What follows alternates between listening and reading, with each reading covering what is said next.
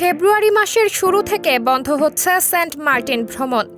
বন ও পরিবেশ অধিদপ্তরের নির্দেশনা অনুযায়ী কক্সবাজারের প্রবাল দ্বীপ সেন্ট মার্টিনে পর্যটক ভ্রমণের শেষ সময় ৩১ জানুয়ারি পর্যন্ত।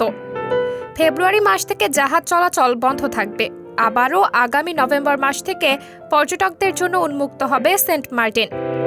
সরকারি সিদ্ধান্ত অনুযায়ী ডিসেম্বর ও জানুয়ারি এই ২ মাস দৈনিক ২,০০০ পর্যটক সেন্ট মার্টিন ভ্রমণ ও সেখানে রাত যাপনের সুযোগ পাবে। ফেব্রুয়ারি মাস থেকে কোনো পর্যটক সেন্ট মার্টিন ভ্রমণের সুযোগ পাবেন না। তবে স্থানীয়রা সরকারকে পর্যটকদের সার্বক্ষণিক সেন্ট মার্টিনে ভ্রমণের সুযোগ দেওয়ার দাবি জানিয়ে আসছে। পর্যটন সংশ্লিষ্ট ব্যবসায়ীরা আরও ১ মাস এই নিষেধাজ্ঞা তুলে নেবার দাবি জানালেও এ পর্যন্ত সিদ্ধান্তের কোনো পরিবর্তন হয়নি।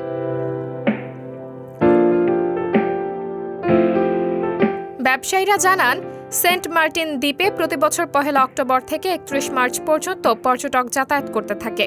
কিন্তু এবছর পরিবেশ, বন ও জলবায়ু পরিবর্তন মন্ত্রণালয় থেকে পর্যটক সীমিতকরণ সহ নানা বিধিনিষেধ জারি হয়।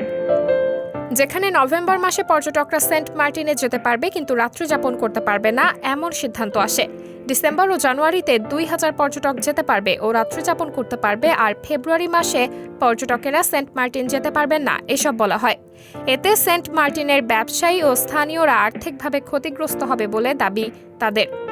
সেন্ট মার্টিন ইউনিয়ন পরিষদের চেয়ারম্যান মুজিবুর রহমান জানান, এখানে একসঙ্গে ১০,০০০-এর অধিক মানুষের জীবিকা পর্যটনের ওপর নির্ভর করে। জাহাজ চলাচল ফেব্রুয়ারি পর্যন্ত বাড়ানো গেলে বাসিন্দাদের উপকার হতো। সাবরিনা জলিল, সবার কথা।